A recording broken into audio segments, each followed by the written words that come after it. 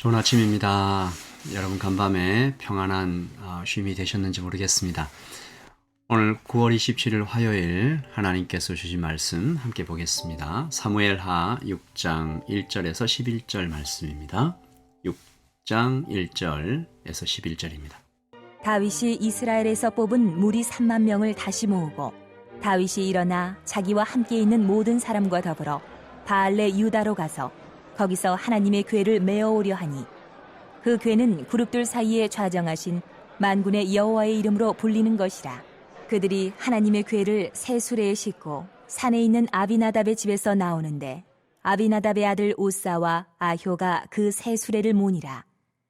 그들이 산에 있는 아비나답의 집에서 하나님의 궤를 싣고 나올 때에 아효는 궤 앞에서 가고 다윗과 이스라엘 온 족속은 잣나무로 만든 여러 가지 악기와 수금과 비파와 소고와 양금과 제금으로 여호와 앞에서 연주하더라.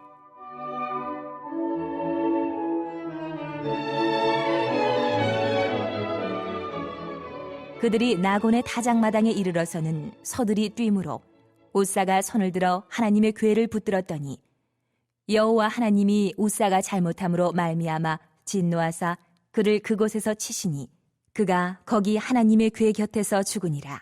여호와께서 우사를 치심으로 다윗이 분하여 그곳을 베레스 우사라 부르니 그 이름이 오늘까지 이르니라. 다윗이 그날에 여호와를 두려워하여 이르되 여호와의 궤가 어찌 내게로 오리요? 하고 다윗이 여호와의 궤를 옮겨 다윗성 자기에게로 메어가기를 즐겨하지 아니하고 가드 사람 오베데돔의 집으로 메어간지라. 여호와의 궤가 가드 사람 오베데돔의 집에 석 달을 있었는데 여호와께서 오베데돔과 그의 온 집에 복을 주시니라. 아멘. 하나님의 말씀입니다. 말씀을 한번 읽으시면서 잠시 묵상하시겠습니다.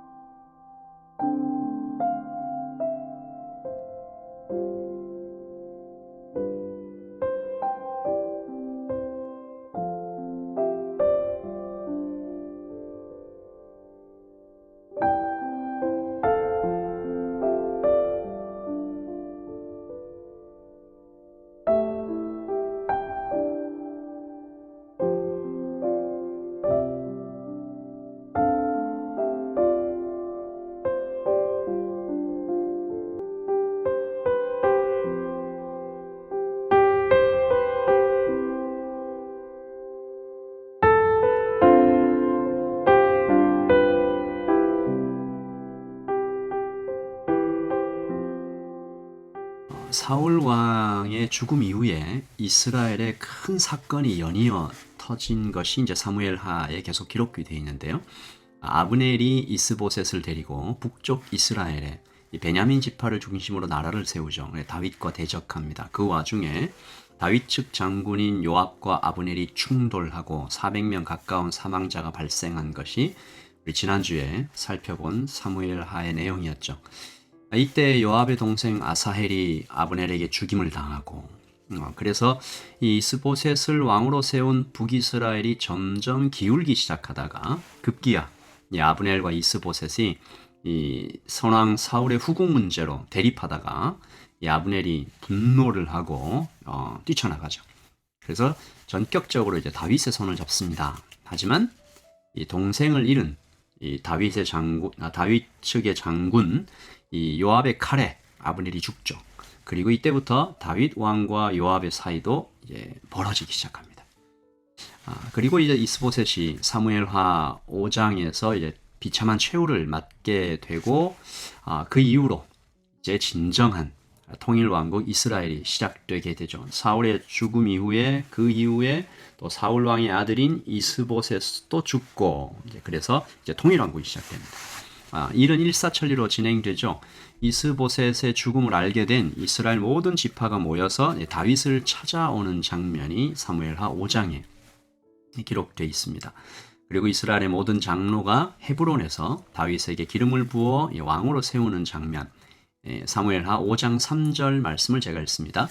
이에 이스라엘 모든 장로가 헤브론에 이르러 왕에게 나아오매 다윗 왕이 헤브론에서 여호와 앞에 그들과 언약을 맺음에 그들이 다윗에게 기름을 부어 이스라엘 왕으로 삼으니라. 아멘. 이때 다윗이 받은 기름 부음은 세 번째 기름 부음이죠. 첫 번째 사무엘이 이새의 집에 찾아가서 기름을 부었고, 그리고 사울 왕이 죽고 유다 지파의 왕으로 다윗이 세워질 때 두 번째 기름 부음, 그리고 이번이 마지막 세 번째 기름 부음이죠. 역대상 11장 3절에서는 이 사건을 기록하면서 선지자 사무엘을 통해 다윗과 맺으신 하나님의 언약이 마침내 이루어졌다라고 감격하면서 기록합니다. 이 사무엘이 처음 다윗에게 기름을 부었을 때가 다윗이 15살, 그리고 지금은 30살, 그러니까 만 15년 만입니다. 길다면 길고 짧다면 짧은 세월일 수 있는데 하나님께서 반드시 약속을 지키시는 것을 우리가 보게 되는 거죠. 이후로 하나님께서는 다윗을 기뻐하시고 이스라엘에게 계속 복을 부어 주십니다. 10절 말씀 보시면 만군의 하나님 여호와께서 함께 계시니 다윗이 점점 강성하여 가니라. 감사하게도 다윗은 그의 번영과 이스라엘의 복을 잘 해석합니다. 내가 잘해서 그랬지 이렇게 하지 않고요. 5장 12절을 제가 공동 번역을 읽으면요. 다윗은 여호와께서 자기를 이스라엘 왕으로 튼튼히 세우시고 자기의 왕권을 떨치게 하신 것은 당신의 백성 이스라엘을 잘되게 하시려는데 그 뜻이 있다는 것을 알게 되었다. 하나님의 축복을 정말 잘 해석했죠. 나에게 복 주시는 것은 나의 백성들, 하나님의 백성들에게 더 큰 복을 부어주시라고 하는 거구나. 하나님께서는 다윗에게 계속 축복을 부어주시죠. 블레셋과의 전쟁에서 큰 승리를 거두고 이스라엘이 점점점 강해져 가는데요. 이렇게 쭉 가면 참 좋았을 텐데 오늘 6장에서 다윗이 실수합니다. 여러분 제가 굳이 실수라는 단어를 썼는데 다윗이 애초부터 나쁜 마음은 아니었다라는 거죠. 정성을 다했습니다. 오늘 다윗이 언약궤를 옮겨오려고 하는 거죠. 이 기울인 정성이 대단합니다. 이 언약궤가 지금 어디에 있냐 하면 하나님의 성전이 아니라 아비나답의 집에 그것도 70년이나 거기에 있었는데요. 다윗이 말합니다. 이래서는 안 되겠다. 하나님의 궤를 하나님의 집에 모시자. 그래서 국가적인 프로젝트를 시작하죠. 1절에 보시면 3만 명을 모읍니다. 언약궤를 안전하게 규모 있게 정성스럽게 옮기기 위해서인데요.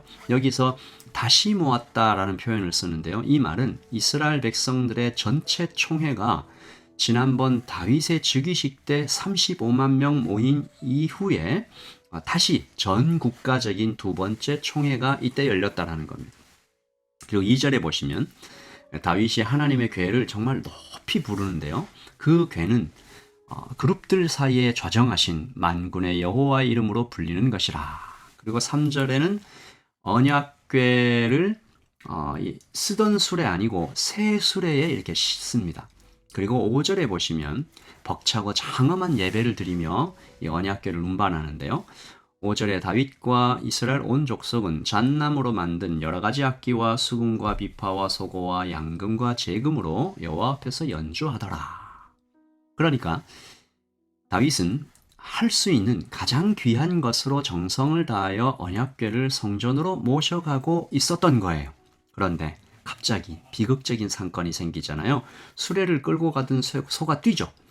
아마 엄청난 악기 소리, 많은 사람들 때문에 소가 좀 놀랬던 것 같아요. 이때 아비나답의 아들 우사가 언약궤를 딱 붙잡습니다. 그리고는 죽임을 당하죠.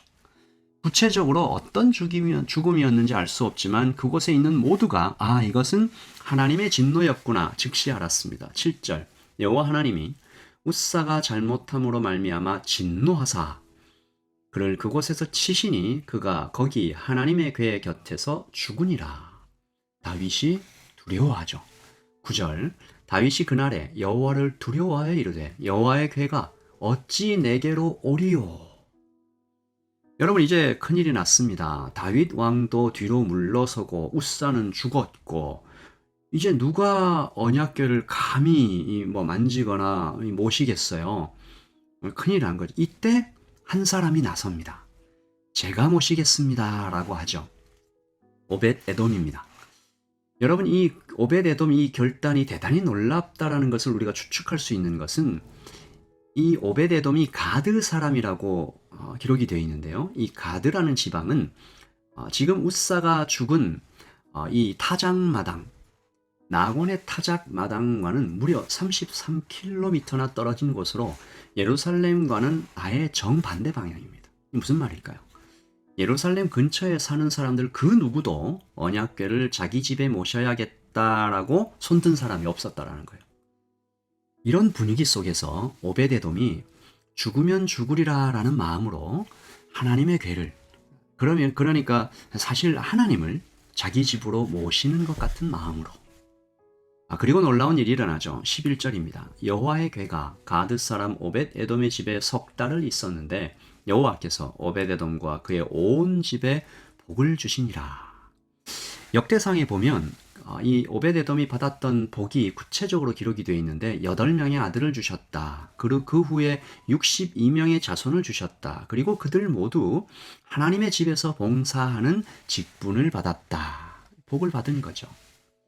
우리는 여기서 70년과 석 달, 죽음과 복이라는 아주 분명하게 대비되는 아이러니를 보고 있습니다. 70년 동안 아비나답은 언약궤를 보관했어요. 죽음, 아들을 잃습니다.